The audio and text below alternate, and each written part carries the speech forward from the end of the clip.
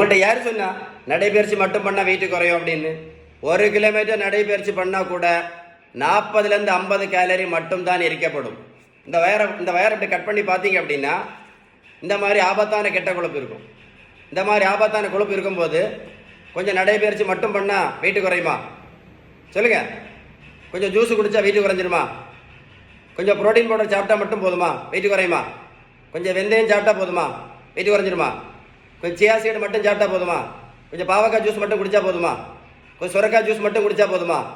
சொல்லுங்கள் சார், சொல்லுங்கள். கொஞ்சம் பம்கின் சீடு மட்டும் சாப்பிட்டா போதுமா?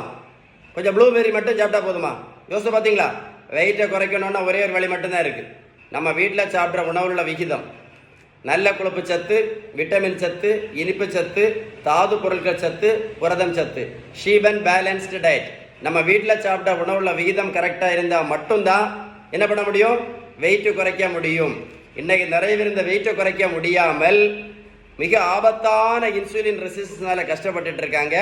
கஷ்டப்பட்டுக்கிட்டு சுகருக்கு மாத்திரை, ப்ரெஷருக்கு மாத்திரை, கொலஸ்ட்ராலுக்கு மாத்திரை, தைராய்டுக்கு மாத்திரை, பித்தப்பை கல்லுக்கு மாத்திரை, ஃபேட்டி லிவருக்கு மாத்திரை, அதுக்கு மாத்திரை, இதுக்கு மாத்திரை கஷ்டப்பட்டது மட்டும் இல்லை, மாத்திரை ஒழுங்காக சாப்பிட்ட பிறகு கூட எந்த மாத்திரை என்ன பண்ணல ஒழுங்காக வேலை செய்யாது.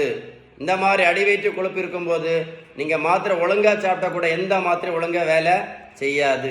ஒரு நாளைக்கு 4 மாத்திரை சாப்பிட்டா கூட, ஒரு நாளைக்கு 4 மாத்திரை சாப்பிட்டா கூட ஒரு வருஷத்துக்கு மட்டும் 1460 மாத்திரை சாப்பிடணும். நீங்களே யோசித்து பாருங்கள் வெயிட்டு குறைக்க என்ன பண்ணணும் அப்படின்னு.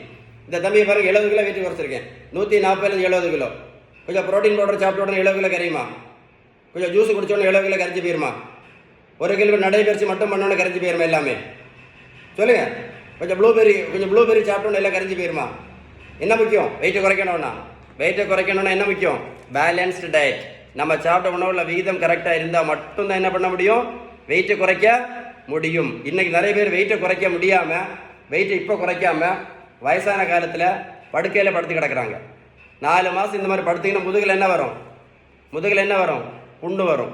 அதனால இப்போவே என்ன பண்ணிருங்க, வெயிட்டை குறைக்கிறதுக்கு ஸ்டெப் நீங்கள் கண்டிப்பாக எடுத்துருங்க. இந்த வீடியோ நீங்கள் ஒர்க் அவுட் போட்டு கேளுங்களேன். உங்களுக்கு நான் சொன்ன விஷயம்லாம் கரெக்டாக இருந்தால் மட்டும் நீங்கள் வீடியோ ஷேர் பண்ணால் போதும். நான் சொன்ன விஷயம்லாம் கரெக்டாக இருந்தால் மட்டும் நீங்கள் வீடியோ ஷேர் பண்ணுங்கள்.